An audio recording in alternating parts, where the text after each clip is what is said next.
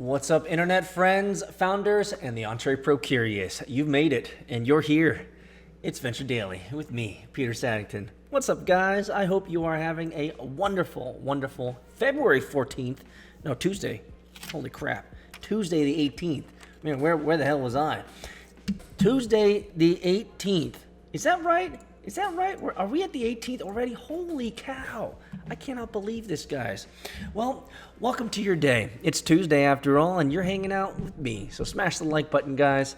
Welcome to the show. Let people know. If you're on your commute, drive safe. If you're listening to me in the background at work, I hope that you have some headphones on or those AirPods.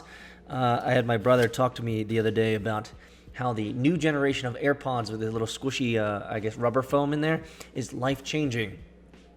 Is it really? Is it really life-changing? Is it really? Do I have to upgrade my iPods so early? I just don't know sometimes, guys. But today we're going to be getting into one article and one article alone, and it's actually pretty interesting in terms of timing, because I would take a gander and say that many of you out there, especially for those that are on your hustle, on your grind, on your startup, on your idea, your project, you probably at some point feel like you're getting social media burnout. And here's the thing.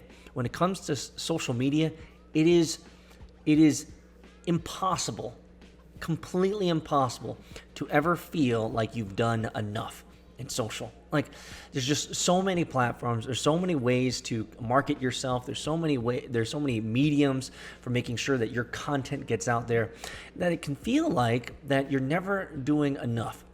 Even as much as we're doing here at on this show with Venture Daily, the Daily Hunt, VC hunting, and even live streaming now. I hope you guys got to catch that as well. I'm going to be running some experiments on how to do live streaming, or not how to do live streaming, but going to do more experiments on live streaming to figure out what is the best mechanism for this new market, this new project that I'm endeavoring on. But this article that I want to cover is, well, the title is The Era of Antisocial Social Media. And this is going to be a long article, and I'm going to add my color commentary as well. We'll go through that, and then we're going to talk about the venture deals for today, February 18th, Tuesday, 2020. And then we'll go into the final word, which is probably going to be around social burnout versus doing the work and putting in the work. So I hope you guys are strapped in. I hope you guys are having a great Tuesday so far. I love being part of your day. Again, smash the like button, subscribe, and let people know. We're syndicating all over the world, and, you know, I just love being a part of your day.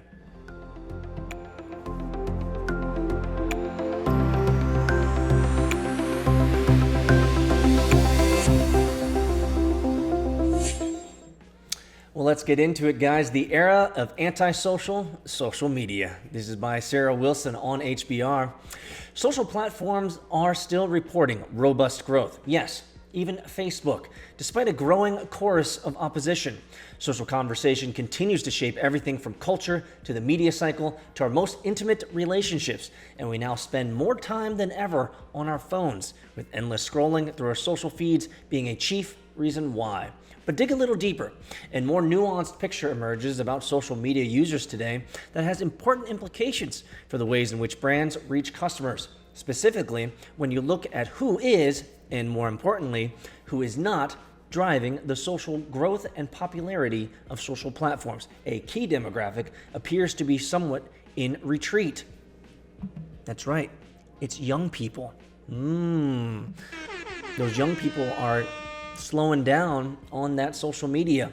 For example, 2019, the Research Institute Edison Research and Triton Digital show social media usage overall among Americans 12 to 34 years old, which makes me outside of that particular age range, across several platforms has either leveled off or is waning. While 2019 research from Global Web Index suggests that the amount of time millennial and Gen Z audiences spend on many social platforms is either flat, declining, or not rising as greatly as it has in years past. To understand what's driving this shift, you need only talk to young people. They're saying that after years spent constructing carefully curated online identities and accumulating heaps of online friends, quote unquote friends, They want to be themselves and make real friends based on shared interests. They're also craving privacy, safety, and a respite from the throngs of people on social platforms. Throngs that now usually include their parents. Now, this is a really interesting nuance, and this is something that I've talked about a lot in the past, especially around Instagram. You see, when it comes to Instagram, I'm kind of just over it. And one of the reasons is because Instagram has become a highly curated feed of anyone that I follow. It's always the best pictures, the best videos, with editing, with filters, with callouts. It's been so professionalized that I no longer feel, and this is coming from me, guys, who's been on the tubes for 15 plus years now. But even for me, someone who's been online for as long as I have, it's not personal anymore. And so for me, Instagram has kind of faded into the background because I don't want to spend time curating posts to make my life look perfect. And I think the younger generation, likewise, is feeling that burn as well. To reach these younger audiences on social, marketers are going to have to rethink their approach. The first step is to understand the distinct characteristics of the more closed and often more private and interactive online spaces. Since I believe that naming a trend helps provide a framework for understanding it, I have dubbed these spaces digital campfires. Digital campfires. Sounds like something like a private group.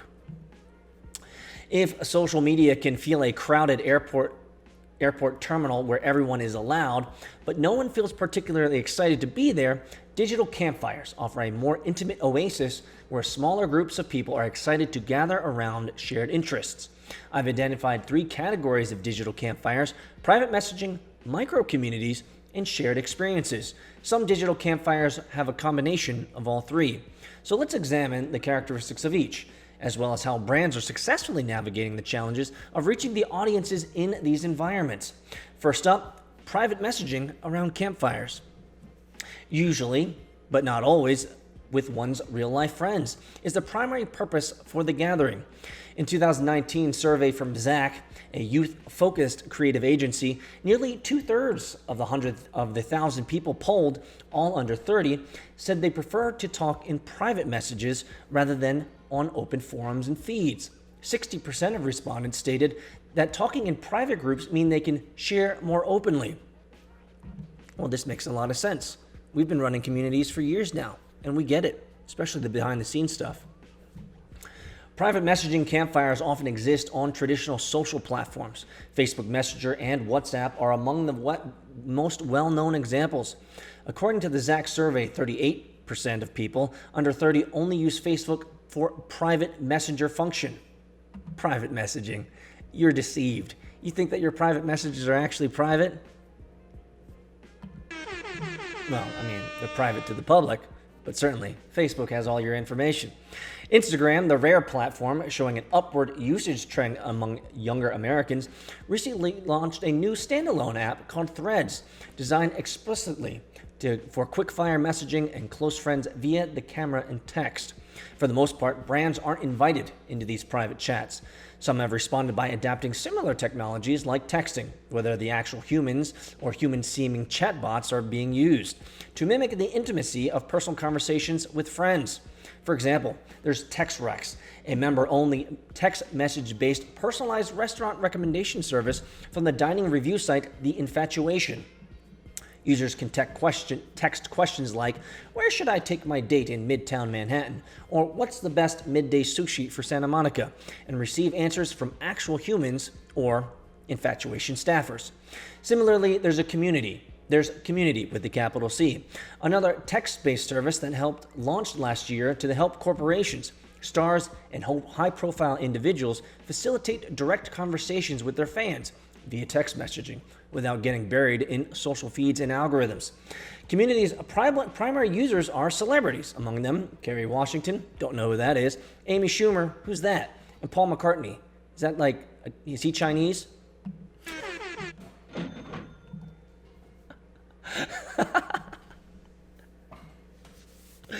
But some fashion and lifestyle brands like Madhappy 8PL and BeautyCon have already signed on, and the opportunity for brands to speak more directly to their customers via a channel they're already using is a promising development. Well, here's a tip, guys. This is the hardest campfire for marketers to penetrate. Get to know your audience intimately with ways that go beyond simple demographics. Specifically, work to understand their habits, especially how they consume content and communicate across multiple platforms. And use this to inform you the channels on which you communicate with them. Think about how you can reach customers by mimicking their behavior. I would disagree with this particular piece of advice. I would say you probably just need to go on video and you need to engage more deeply with your users live at some level. Create a system like a Slack or a Discord, or live chat works on streams as well, to actually understand them and not just mimic them. In many cases, your users, your customers, your potential clients, whoever they may be, are generally very similar to who you are.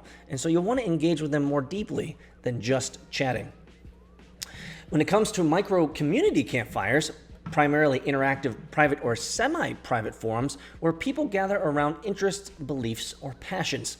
Like private messaging campfires, micro community campfires often live on traditional social platforms. Facebook groups are probably the best known example. The close friends feature within Instagram stories has become a tool some influencers are using to share exclusive content and interact with small groups for their followers for a fee. Slack, best known as a workplace messaging tool, is also a place where micro-communities are connected, often around shared professional interests. YouTube has long been a hub for hyper-specific communities, and that's still the case today, especially among teens. Sure, anyone can watch or engage with a YouTube video, but the cornucopia of channels means there's something for every conceivable niche interest. For a user, the effect of wading through a vast sea of content to stumble upon something meaningful, combined with the intimacy engineered by direct-to-camera style of videos on the platform, and the loyalty that comes from subscribing to creator channels, can feel revelatory. The same cannot be said about the Chinese-owned application TikTok, which, while growing at a phenomenal clip, is largely oriented around the consumption of seemingly endless feed of entertaining videos served up by an algorithm. And I would go as far as to say that TikTok is probably one of the best examples currently today of how to ruin your life. And I don't say that lightly. Like, when I say ruin your life, I'm not talking about really ruin your life. I'm just talking about how it will literally suck the time out of your life. Guys, I'm guilty here, okay? Totally guilty here. I have found myself, and I don't spend that much time. Usually I just post on my TikTok, just, daily videos. But sometimes they get you sucked in. And then once you get sucked in, 45 minutes later, you realize all you've been doing is thumbing up, and what do you have to show for it? One of the saddest things is sometimes I don't even laugh. I'm like scrolling and I'm not even laughing. I'm just sitting there like a complete derp. I tell you, they got us hooked, guys. They got us hooked. Micro community campfires can also spark in unexpected places. Young people are gathering, for example, on Discord, a great system, by the way, a voice and text chat platform designed for gamers, which has become something of an under-the-radar hub for beauty obsessives, with multiple servers devoted to topics like advice about makeup or cruelty-free products. That's important. Brands can tap into existing micro-community campfires by partnering with influencers, or they can invest time and resources to build their own campfires from scratch. A heavier lift, of course, but if the brand's doing it well, by any indication, it's an effort that is well worth it. One example is Sprite, the drink, which spearheaded a campaign for the Latin American market last year called No Estás Solo, or You Are Not Alone. Wasn't that a Michael Jackson song? You are not alone. Okay, I'm going to stop singing, guys. Working with an agency, the company used data from Google to determine personal pain points that younger people were searching. It then set up Reddit forums, which helmed by an influencer who had personal experience with the issues, such as a feeling like you're in the wrong body. You know what? I don't know about you guys, but I've never felt like I was in the wrong body. There was a time when I was in the wrong body, and then I was born. So what's the outcome here? Poignant personal discussions about loneliness, all led by Sprite. Wow, isn't it great that Sprite knows all about your loneliness now? How is that going to help them sell more bottles of Sprite? Another example is the private Slack group created by beauty brand Glossier. I don't know if I'm saying that right, Glossier. Often called one of millennials' most trusted brands. Really? I've never even heard of this thing. Created exclusively for its best customers to talk about all things beauty, organize meetups, and discuss products, the brand credits the group with helping to co-create one of its now top-selling products, Milky Jelly Cleanser. Have you received your Milky Jelly Cleanser yet? I know you're wondering about my skin regimen. Maybe I should get some Milky Jelly Cleanser, guys. At one time, this type of forum might have been dubbed market research. Today, it also serves as an engine for fandom, while simultaneously allowing the company to be nimble and responsive to anything that is discussed there. Here's another tip. These campfires are not indexed by Google or advertised on the platforms themselves, so they're hard to find by traditional means. Study your audience and find breadcrumbs that will lead you to their micro-community campfires. Then partner with an existing campfire or create your own. The last category of campfires are what she calls shared experience campfires. Public or private forums are participating in a shared experience, often around a specific shared interest, with a like-minded community is the primary purpose for the gathering. Perhaps the best example of this type of campfire is Fortnite, a multiplayer video game that has over 200 million users. Cha-ching, baby. Up to 8 million, of whom are online at any given time. The game has been called a de facto social network, thanks to its role it plays and occupies in the lives of its players. Indeed, half the teens say that they use it to keep up with their friends, some of whom they've never actually met in person, with most spending 6 to 10 hours each week on the platform. Last year, the EDM artist Marshmello staged a virtual concert inside the game that 10.7 million people, quote-unquote, attended. Wow. Amazing, guys. We literally live in the Matrix. Seriously. Fortnite is a form of entertainment, but more than that, it's a catalyst for bringing people, like-minded people, for a shared experience. And the game's steep learning curve lends to its aura of exclusivity. The live broadcasting and viewing platform Twitch serves a similar function. Live streamers, primarily gamers, broadcast their own gameplay, usually with audio commentary for fans who can watch and interact via chat. Twitch users consumed 592 billion minutes of live stream content last year, and Twitch has recently pushed into non-gaming categories like music and sports. As with Fortnite, the primary draw to Twitch is its entertainment value, but its stickiness comes out of the community and a sense of excitement that forms around a shared interest or individual. So, if you're a marketer out there, how can marketers zero in on the right shared experience campfires for their audience? As with other campfires, they must first identify the communities and parts of the culture that their brand fits into, then determine the online experiences these audiences seek. Brands like the NFL, Marvel, and Nike have done just that, leveraging Fortnite, for example, to reach their audiences by selling skins. In any other context, that would sound really weird that they're selling skins, but you know what we're talking about, right? Digital clothes. Stylized weapons and outfits for players' in-game avatars, creating branded mashup game modes, and doing limited edition product drops inside the game. Customization is key here, though. Don't simply replicate what you're doing on other platforms. It will come across as ham-fisted. I don't even know what that means. Instead, pay close attention to the behavior of the people in the campfire you want to reach. Think about what value you can bring to them. Then get creative about the products and messaging you'll use to engage them. Without question, the digital campfire trend is firmly on the radar of the big social platforms. Quote, today we already see that private messaging, ephemeral stories, and small groups are by the far and fastest growing areas of online communication, said Mark Zuckerberg. Interesting. Even Mark Zuckerberg knows this. He's been announcing a strategic shift towards more closed private modes of communication on Facebook. Zuckerberg is also paying attention to the shift, not only because the data shows that Facebook is losing young audiences, but because the redirection of attention to more private modes of communication represents a major challenge for the company. About 98%, that's right, 98% of Facebook's revenue comes from advertising, and people in smaller, more closed forums are much harder for advertisers to reach at scale. It's neither simple nor straightforward to reach audiences gathered around digital campfires, but as traditional platforms grow, they become more crowded, and it becomes more difficult and expensive to reach the people anyway. In light of this, digital campfires become a much more attractive alternative, one that requires more groundwork and more careful tending, but one could potentially have big payoffs for brands in terms of loyalty, retention, and long-term love. Wow, some powerful writing from Sarah Wilson from HBR on digital campfires, of which I actually know a lot about because I'm all about building community around myself. And so what did you pull out of this? Are you a founder? Are you a venture capitalist? Are you the entrepreneur curious that's wanting to build something? Well, I'll tell you this. Out of all this writing and reading that we just did, the main point is relatively clear. If you want to bring people to yourself, you have to go online.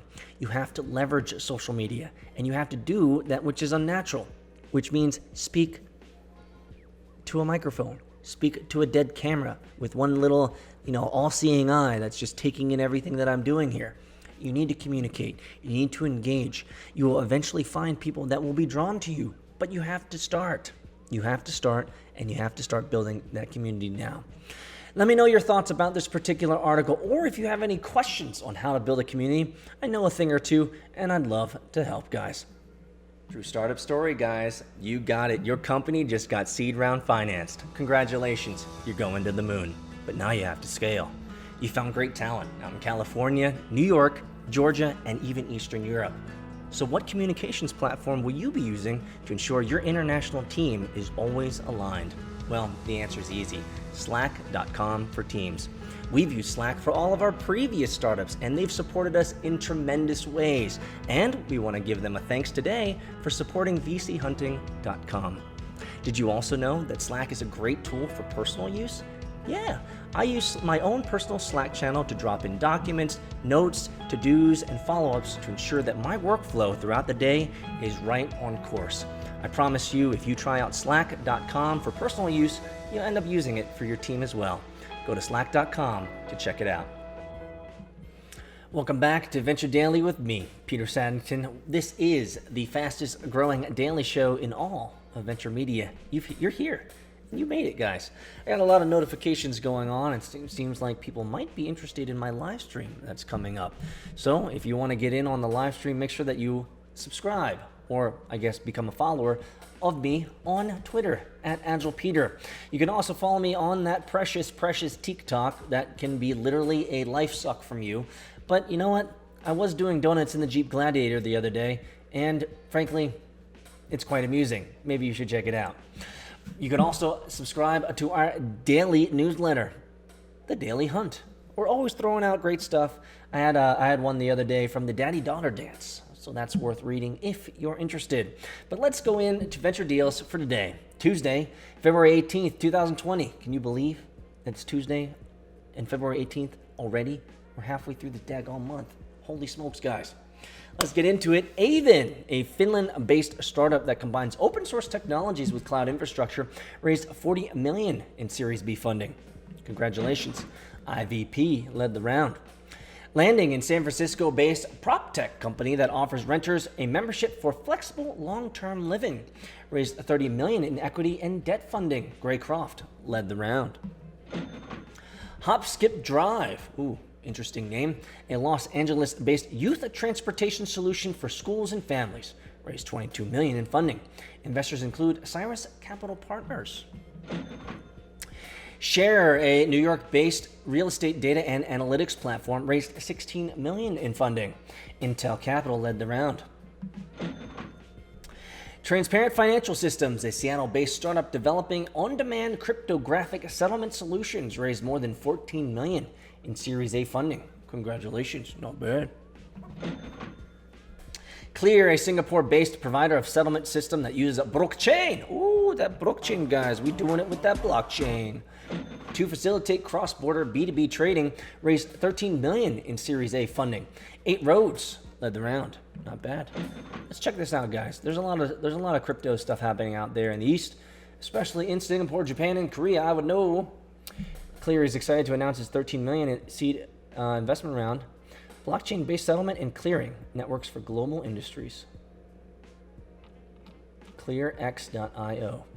Not bad. Lightning Labs, a San Francisco-based Bitcoin payment startup. More Bitcoin, guys. More BitConnect coming up here. BitConnect! Sorry. Headphones, guys. Headphones. Lightning Labs, a San Francisco-based Bitcoin payment startup. I know Lightning Labs. Raised $10 million in Series A funding. Craft Ventures led the round. Congratulations, guys. Maven Machines, a Pittsburgh Penn-based provider of fleet management software for commercial transportation, raised $7 million in Series A funding. More trucking stuff.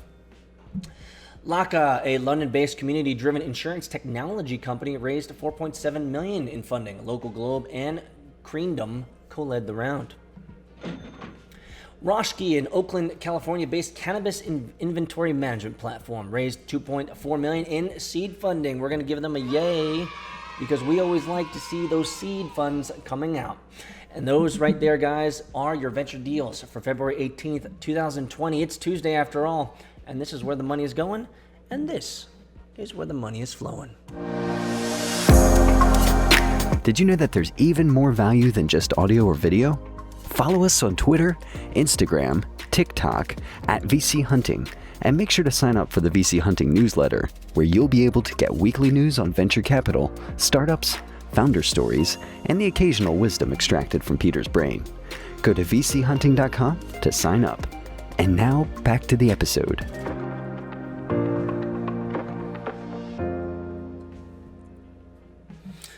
So in today's final word, I just want to merely ask you a question.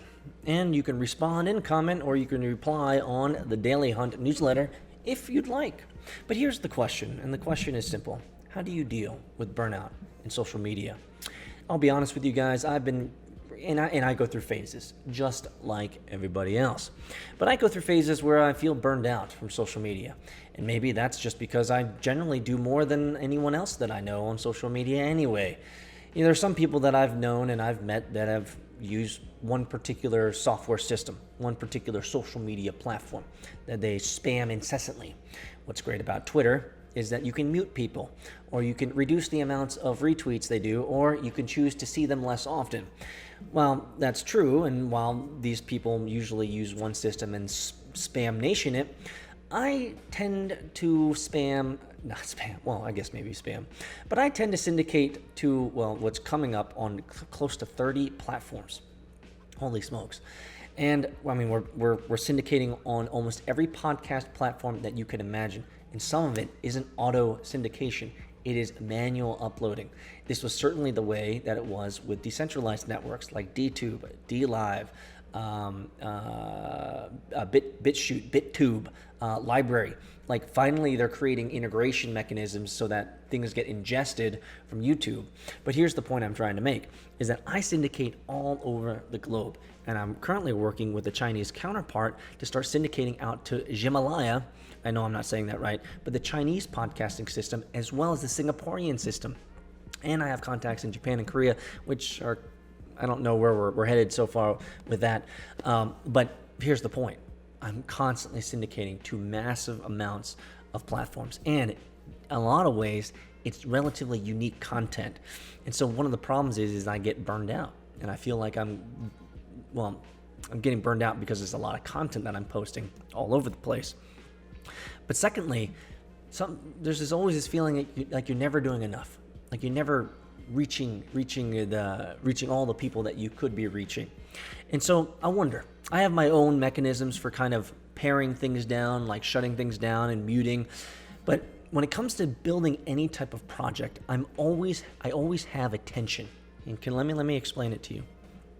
The tension is this, is that I'm always stuck between the tension of feeling social media burnout and putting in the work, right? Because I know that tomorrow nothing's really going to change. Probably next week, not a whole lot's going to happen. In the next month, in the next couple months, in terms of the project that I'm working on, not a whole lot's going to, in the large picture, not a whole lot's going to actually happen. I'm going to continue to grind out content every day, 7 days a week. But the results of that aren't clearly seen in the short term. It's only in the long term. And so I have a long-term vision, a long-term goal of this project, and it's 10 plus years. And so I'm okay with the fact that it's going to take a long time, or generally it takes longer than you expect, to do anything and to do anything well. And so I value and I understand the grind. Do it. Daily, 1% every day. Put in that work. Get that work in so that you can feel good about the day and that you're making progress towards the goal. I get it. I understand the daily grind. I understand putting it in every day. However, there's also the tension of, am I going to burn myself out to the point where I hate that which I do? And I'm going to be honest with you, because I'm a solopreneur, and frankly, I can go much farther, faster by myself. Generally, that's always how it's been. And in many ways, it's a lonely road.